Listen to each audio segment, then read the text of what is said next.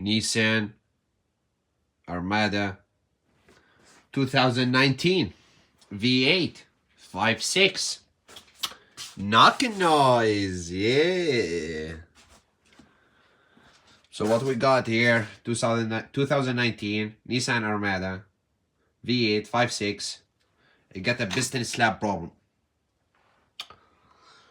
See, look, see the scratch on the cylinder walls. Piston slabbing all over the map.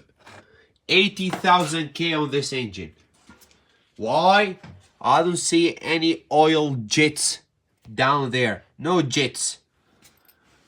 Where is the nozzle jets? Nothing. Fucked up engineering. Wow, fucking failure. 80,000 K on it. Look at the piston. Look at this shit. This is a piston, man. 2019. 80,000 K. Fucking no lubrication. Nothing.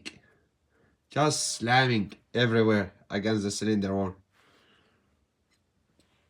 Look at that. Slapping all over the map. Failure.